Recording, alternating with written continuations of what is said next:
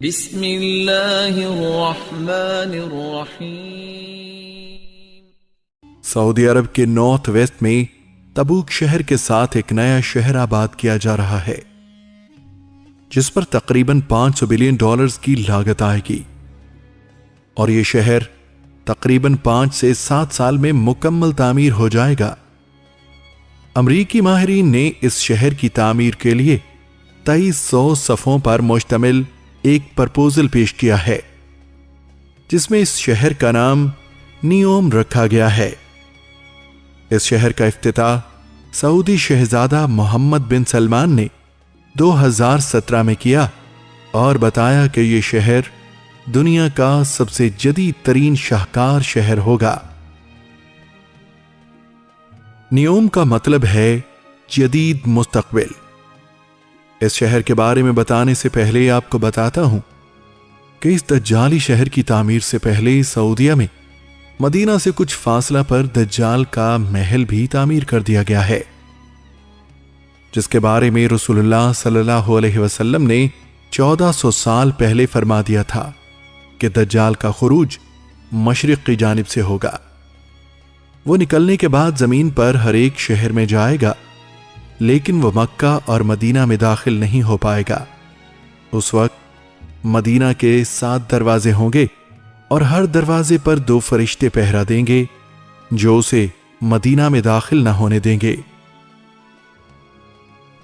ایک اور حدیث مبارکہ میں رسول اللہ صلی اللہ علیہ وسلم نے فرمایا تھا کہ زمانہ آخر میں جب دجال مدینہ میں داخل نہ ہو پائے گا تو وہ مدینہ سے باہر ایک پہاڑی پر قیام کرے گا اور مسجد نبوی کی جانب اشارہ کر کے اپنے ساتھیوں سے کہے گا کہ وہ دیکھو احمد کا سفید محل۔ رسول اللہ صلی اللہ علیہ وسلم نے دجال کے قیام کے بارے میں جس پہاڑی کا ذکر کیا ہے وہ آج جبل حبشی کے نام سے جانی جاتی ہے۔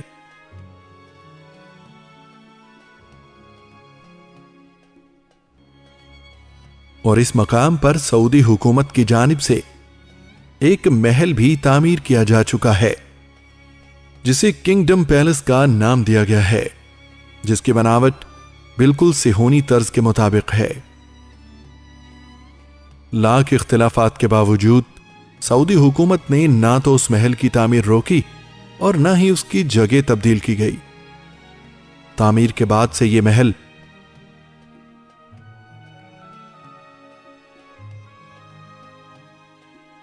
اب تک ویران پڑا ہے، اور اس محل کے علاوہ اس پہاڑی پر دور دور تک آبادی نہیں۔ اس محل کی جانب جانے کا صرف ایک ہی راستہ ہے اور یہاں کسی بھی شخص کو جانے کی اجازت نہیں۔ انہی وجوہات کی بنا پر لوگوں نے اس محل کو دجال محل کا نام دے رکھا ہے۔ اب بات کرتے ہیں اس شہر کی۔ دراصل یہ ایک دجالی شہر اور قیامت کی نشانی ہے جس کا افتتاح سعودی شہزادہ محمد بن سلمان 2017 میں کر چکے ہیں، جو تقریباً 7 سال کے عرصے میں مکمل ہوگا۔ یہ شہر ریڈ سی کے کنارے پر بنایا جائے گا جس کے ساتھ اردن، مصر اور اسرائیل کی سرحدیں لگتی ہیں۔ اس شہر میں ایسی کیا بات ہے جو اسے قیامت کی نشانی سے جوڑا جا رہا ہے، یا دجال کے ساتھ اس کا کیا تعلق ہے؟ اسے جاننے کے لیے ہمیں اس کو تعمیر کرنے والوں پر نظر ڈالنا ہوگی۔ آخر اتنی بڑی رقم سعودیہ کو دی کون رہا ہے؟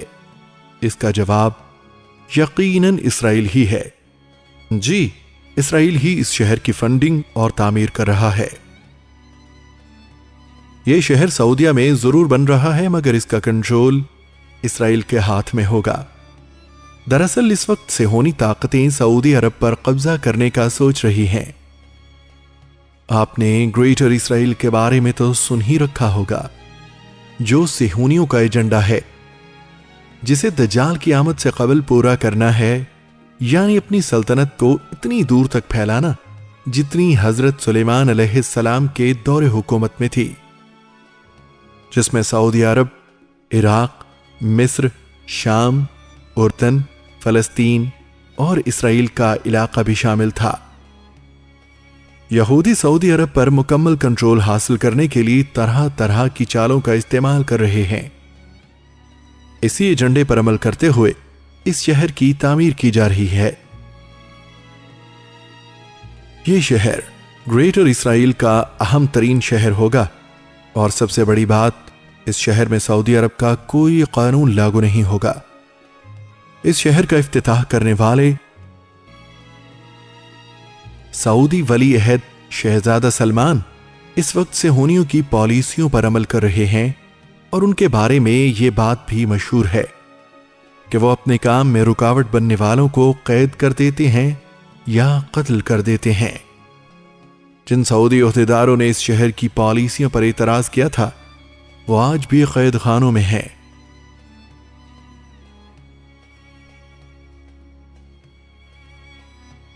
اس حجاز مقدس پر جو ہمارے آقا رسول اللہ صلی اللہ علیہ وسلم اور کئی نبیوں کی سرزمین ہے، پر ایسا شہر آباد ہو رہا ہے جہاں ڈانس کلب، شراب خانے، فحاشی کے اڈے اور تمام قسم کے مغربی کلچر کی مکمل آزادی ہوگی۔ عورتیں جیسا مرضی لباس پہن کر آزادی سے اس شہر میں گھوم سکتی ہیں۔ جو پابندیاں سعودیہ میں خواتین پر لگائی جاتی ہیں، اس شہر میں خواتین کو ان کی مکمل آزادی ہوگی۔ اس شہر کی تعمیر کے بعد یہاں کوئی اسلامی قانون لاگو نہیں ہوگا، بلکہ یہ شہر اپنے قوانین میں بالکل آزاد ہوگا۔ یوں کہیں تو اس شہر کو سعودیہ کنٹرول نہیں کرے گا، بلکہ صہیونیوں کے کنٹرول میں ہوگا۔ اس شہر کی سب سے خاص بات یہ ہے کہ یہ شہر ٹیکنالوجی کا شاہکار ہوگا۔ اس شہر کو مکمل طور پر روبوٹس چلائیں گے اور ایسی سہولیات کا مالک ہوگا جو پوری دنیا میں اور کہیں نہیں پائی جاتی، جیسے یہاں ہوا میں پرواز کرنے والی ٹیکسی، کلاؤڈ شیڈنگ، مصنوعی بارش برسانا جس سے صحرا میں بھی سبزہ اگے گا۔ یہ قیامت کی ایک اور نشانی کو پورا کر دے گا، یعنی عرب کے صحرا سرسبز و شاداب ہو جائیں گے۔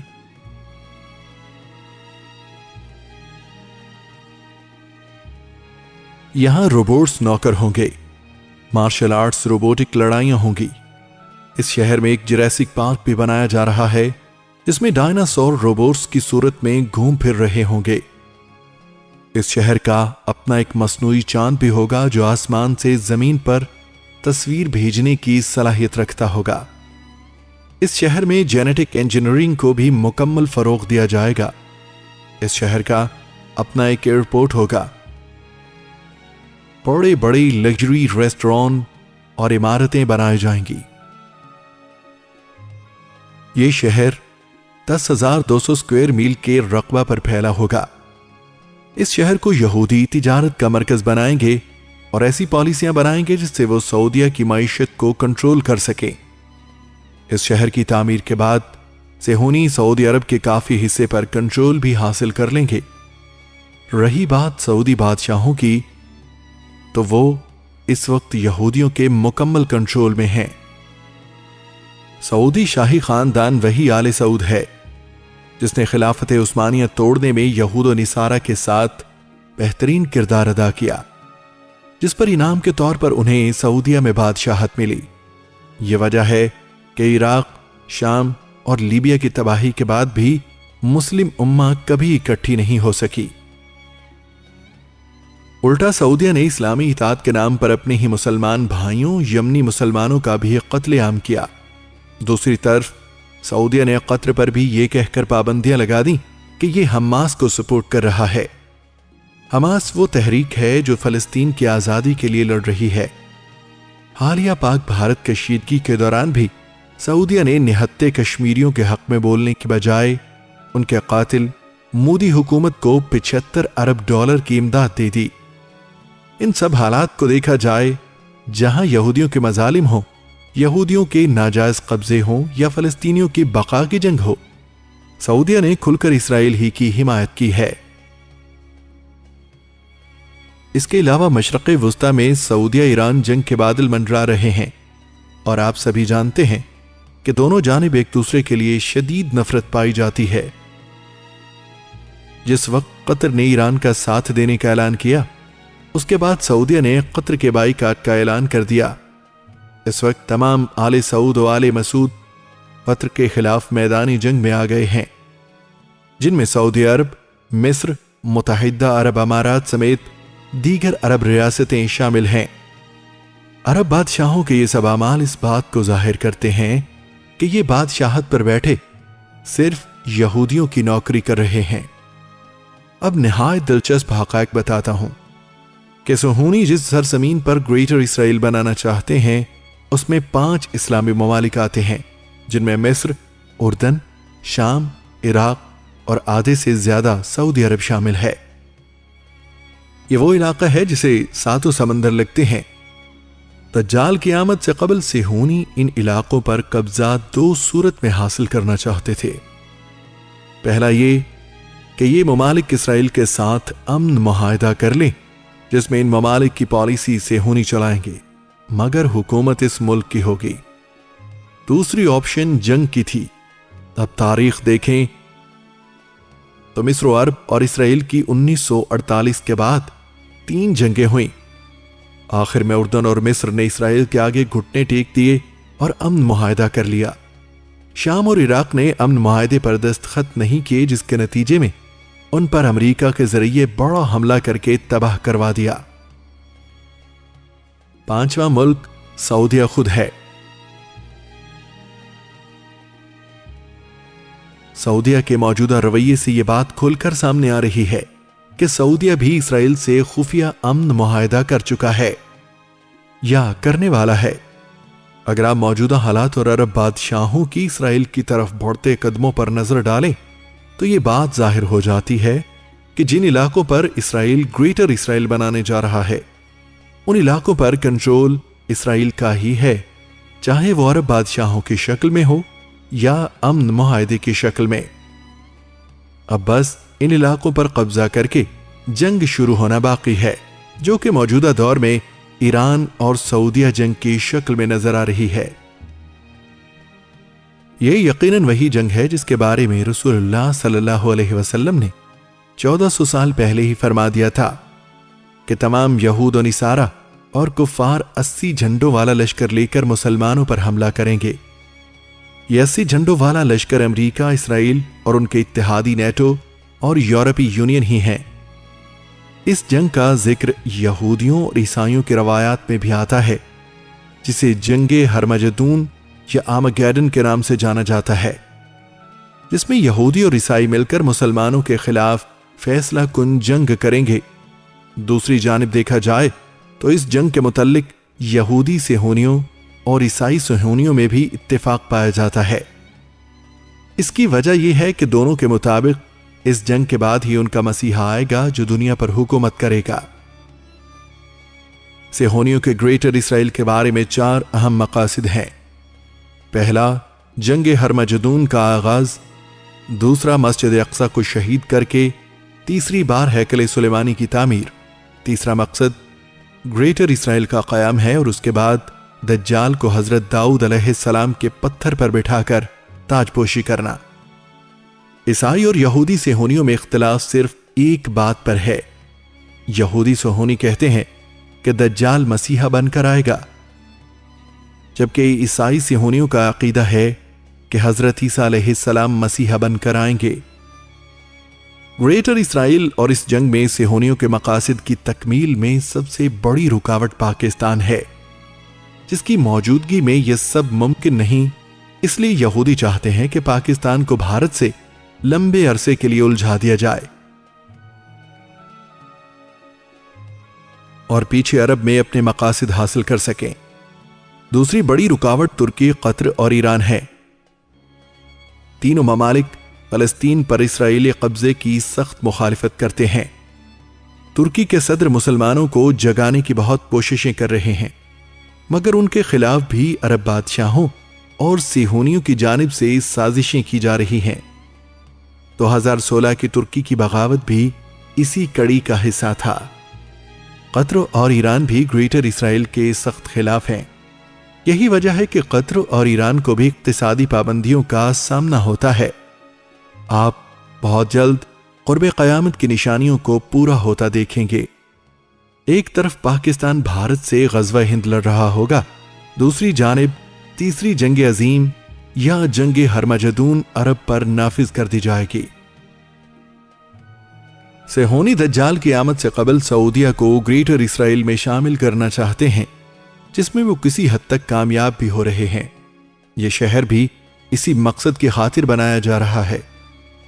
صہیونی اس شہر کو تجارت کا مرکز بنانا چاہتے ہیں۔ اس شہر کے بننے سے یہودیوں کے قبضہ میں 26,500 کلومیٹر کے علاقے تک رسائی ہوگی، جہاں وہ ایک بڑی بندرگاہ بنائیں گے جس سے وہ یورپ، افریقہ اور ایشیا میں بھی تجارت کر سکیں گے اور یہاں رہ کر سعودیہ کی معیشت کو بھی کنٹرول کریں گے۔ اس شہر میں دنیا کی سب سے بڑی عمارتیں بنائی جائیں گی۔ یہ بھی قیامت کی نشانیوں میں سے ایک نشانی ہے۔ اس وقت دنیا کی سب سے بڑی عمارت دبئی میں برج خلیفہ ہے، جبکہ اس سے بھی بڑی عمارت سعودیہ میں جدہ ٹاور کے نام سے زیر تعمیر ہے، جو دنیا کی سب سے اونچی عمارت ہوگی۔ آخر دنیا کی سب سے اونچی عمارتیں عرب میں ہی کیوں موجود ہیں؟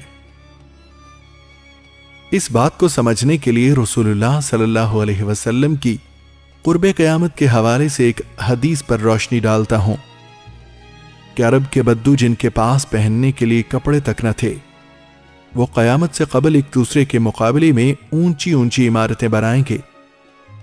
یہ وجہ ہے کہ ایڈوانس ترین ٹیکنالوجی کے باوجود دنیا کی سب سے اونچی عمارتیں عرب میں موجود ہیں۔